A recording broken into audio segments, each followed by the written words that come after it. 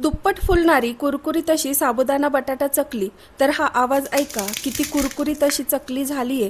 तर उपवासासाठी अशीच साबुदाणा चकली आज आपण बनवतोय। विशेष म्हणजे ही चकली थंड झाल्यावरही मऊ पडत नाही, पण चकली बनवताना बहुतेक वेळा तुटते, फुलत नाही किंवा खूप कडक होते। तर आज मी तुम्हाला 2-3 सिक्रेट टिप्स सांगणार आहे, ज्यामुळे तुमची चकली प्रत्येक वेळेस परफेक्टच होईल। त्यासाठी व्हिडिओ स्किप न करता बघा। अर्धा किलो साबुदाण्याच्या प्रमाणात आज आपण अशी कुरकुरीत साबुदाणा चकली बनवतोय। चला तर रेसिपीला सुरुवात करूया। तर ही कुरकुरीत साबुदाणा चकली बनवण्यासाठी इथे मी साबुदाणा भिजवून घेतलाय। तर अर्धा किलो साबुदाणा 2 पाण्याने स्वच्छ धुवून साबुदाणा बुडेल एवढं पाणी घालून रात्रभरासाठी हा साबुदाणा मी भिजवून घेतलाय। तर साबुदाणा खिचडी बनवण्यासाठी जसा आपण साबुदाणा भिजवतो तसाच हा भिजवून घेतलाय। तर वाटीच्या प्रमाणाने म्हणाल तर या वाटीने 3 वाटी साबुदाणा इथे घेतलाय। तर रात्रभर हा साबुदाणा छान भिजला, मस्त फुलला देखील आहे। तर आता हा भिजलेला साबुदाणा आपल्याला चमच्याने किंवा हाताने चांगला मोकळा करून घ्यायचा आहे। भिजल्यानंतर हा साबुदाणा भांड्यात गच्च होतो, त्यामुळे छान असं याला मोकळं करून घ्यायचंय। तर बघा इथे साबुदाणा छान भिजलाय, चिकट बिलकुल झालेला नाही, दाणा साबुदाण्याचा मोकळा झालाय। असाच भिजलेला साबुदाणा आपल्याला चकलीसाठी हवाय। तर आता हा साबुदाणा आपल्याला शिजवायचा आहे। तर ही आपली पहिली ट्रिक आहे। असा साबुदाणा शिजवल्यामुळे चकली छान फुलली जाते, अजिबात कडक होत नाही। तर त्यासाठी गॅसवर इथे मी एक मोठं भांडं गरम व्हायला ठेवलंय। तर आता यामध्ये 2 ग्लास पाणी घालायचं आणि या भांड्यावर झाकण ठेवून पाण्याला मस्त उकळी काढून घ्यायची आहे। थोड्याच वेळानंतर बघा पाणी इथे आपलं छान उकळलंय, मस्त असं कडकडीत गरम झालंय। आता या गरम पाण्यामधलं अर्धा ग्लास गरम पाणी आपण बाजूला काढून ठेवणार आहोत। तर हे काढून ठेवलेलं गरम पाणी कुठं वापरायचंय ते आपण पुढे बघणारच आहोत। थोडा वेळ हे आपण साईडला ठेवूया। तर आता भिजवलेला संपूर्ण साबुदाणा या कडकडीत केलेल्या गरम पाण्यात घालायचा आणि आता एकसारखं हलवत पाण्यामध्ये छान याला मिक्स करून घ्यायचंय।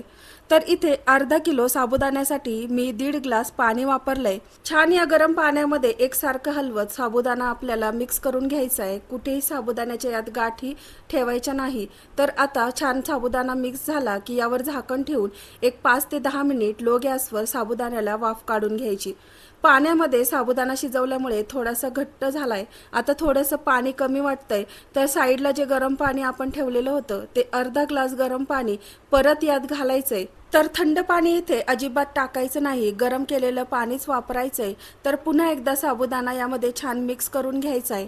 तर टोटल इथे आपण 2 ग्लास पाणी वापरलंय। तर पाणी घातल्यावर पुन्हा साबुदाणा हलवून घेतला। हलवताना साबुदाणा एकदम हलका फुलका पाहिजे, खूप असा घट्ट नकोय। तर आता एकदा चांगलं मिक्स करून झालं की परत याच्यावर झाकण ठेवायचं। अजून 10 ते 15 मिनिट लो गॅसवर आपल्याला वाफ काढायची। 10 ते 15 मिनिट साबुदाण्याला वाफ भरेपर्यंत इथे मी 1 किलो बटाटे घेतलेत। तर हे बटाटे पहिल्यांदा स्वच्छ धुवून घेतले, नंतर कुकरला 3 ते 4 शिट्ट्या करून शिजवून घेतले। आता या शिजवलेल्या सर्वच बटाट्यांची साल काढून घ्यायची आहे। तर बटाटा इथे पूर्णपणे शिजलेलाच हवा, कुठेही बटाटा कच्चा राहायला नको। त्यासाठी कुकरची एखादी शिट्टी एक्स्ट्राच करून घ्या। तर सर्वच बटाट्यांची इथे आपल्याला साल काढून घ्यायची। बटाट्यांची साल काढून घेतली की याला किसणीने किसून घ्या किंवा स्मॅश करून घ्या। तर हे उकडलेले बटाटे इथे मी स्मॅश करून घेणार आहे। तर त्यासाठी इथे मी एक भांडं घेतलंय। तर या भांड्यावर पुरणाची चाळण ठेवली। आता यामध्ये बटाटा ठेवून नंतर ग्लासने याला स्मॅश करायचं, म्हणजे एकसारखा बटाटा स्मॅश होतो। कुठेही इथे बटाट्याच्या फोडी राहायला नको, कारण नंतर त्या चकलीच्या साच्यामध्ये अडकल्या जातात। तर इथे ही आपली दुसरी ट्रिक आहे। तर सर्वच बटाटा इथे मी असा चाळणीमधून स्मॅश करून घेतलाय। तर यानंतर आपल्याला चकलीसाठी घरगुती लाल मिरची पावडर बनवायची आहे।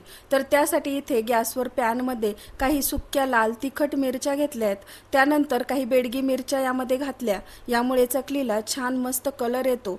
तर या दोनही मिरच्या पॅनमध्ये मस्त भाजून घ्यायच्या आहे। तर याऐवजी तुम्ही चिली फ्लेक्स किंवा हिरव्या मिरचीचा ठेचा पण वापरू शकता। तर तिखटाचे प्रमाण तुमच्या आवडीनुसार कमी जास्त करा। तर आता त्याच पॅनमध्ये 2 चमचे जिरे आपण भाजून घेतोय। जर उपवासाला तुमच्याकडे जिरे चालत नसतील तर नाही घातले तरी चालेल। आता थंड झाल्यावर भाजलेल्या दोन्ही मिरच्या आणि जिरे छोट्या मिक्सर जारमध्ये घातले। आता मिक्सरला याची बारीक पावडर तयार करून घ्यायची आहे। तर तुम्ही इथे बघू शकता, घरीच अशी आपली उपवासाची मिरची पावडर आपण बनवून घेतली आहे। ही मिरची पावडर तुम्ही स्टोर करू शकता। आणि आता ही मिरची पावडर जरा वेळ बाजूला ठेवूया।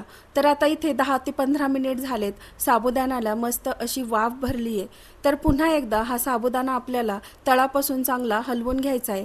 तर साबुदाणा इथे मस्त शिजला आहे, ट्रान्सपरंट पण दिसायला लागला आहे. इथे जर साबुदाणा तुम्हाला घट्ट वाटत असेल तर पुन्हा थोडंसं गरम पाणी घालून थोडा सैल करून घ्यायचा आहे. तर आता या स्टेजवर इथे आपण बनवलेली मिरची पावडर यामध्ये घालायची आहे. नंतर चवीनुसार मीठ यामध्ये घातलं. बेतानं मीठ घाला, कारण वाळल्यानंतर या चकल्या खारट होऊ शकतात. तर मीठ आणि लाल मिरची पावडर घातल्यानंतर साबुदाणा छान मस्त एकजीव करून घ्यायचा आहे. हे सर्व काही चांगलं मिक्स झालं पाहिजे. 2 ते 3 मिनिट हे चांगलं हलवून घ्यायचं आहे. नंतर यामध्ये उकडलेला स्मॅश केलेला बटाटा घालायचा आहे.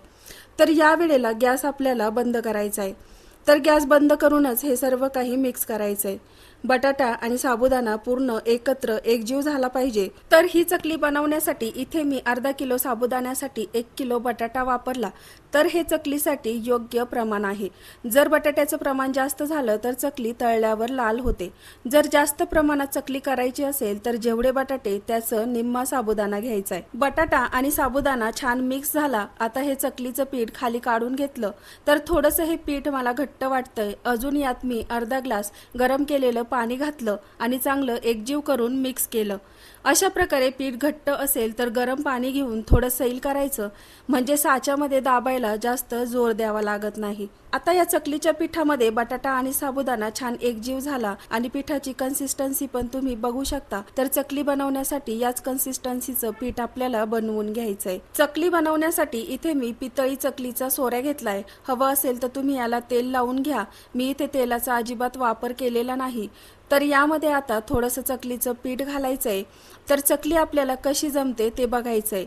तर प्लेटमध्ये आपल्याला ही चकली घालून बघायची आहे. तर कधी कधी काय होतं की मिश्रण खूप जास्त घट्ट होतं, त्यामुळे खूप जोर देऊन आपल्याला चकली करावी लागते. तर इथे बघा, सोऱ्या अगदी हलक्या हाताने दाबला की इझिली चकली करता आली पाहिजे. खूप जोर द्यायची गरज नाही पडली पाहिजे. अजूनही जर चकली दाबताना जड जात असेल तर परत यामध्ये थोडंसं गरम पाणी वापरून पीठ सैल करून घ्या.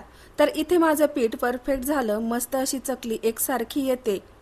उन्हाची सोय नसल्यामुळे आता घरामध्येच फॅन खाली प्लास्टिक पेपरवर या चकल्या मी करून घेते. चकली करताना 2 ते 3 वेळेचीच करायची, म्हणजे छान होते. थोड्याशा लांब लांबच या चकल्या घालायच्या आहेत. चकलीचे वेडे घेताना खूप चिकटून नाही घ्यायचे, थोडेसे लांबच ठेवायचे. तर अशा प्रकारे कागदावर मी ह्या चकल्या करून घेणार आहे. सर्वच चकल्या माझ्या इथे करून झाल्यात.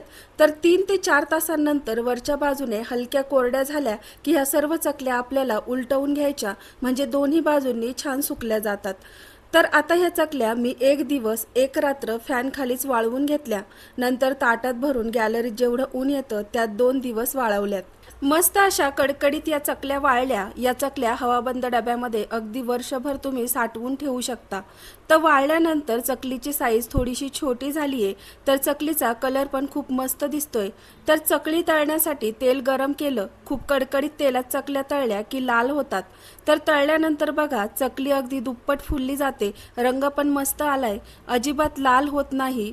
तर चकली किती कुरकुरीत झाली आहे ही एक चकली तोडून मी तुम्हाला दाखवते. तर तोडल्यानंतर तुम्ही बघू शकता आवाज किती छान येतो. कुरकुरीत अशी ही चकली तयार झाली आहे. आजची रेसिपी तुम्हाला कशी वाटली? आवडली असेल तर लाईक करा, शेअर करा आणि चॅनलला सबस्क्राईब करा.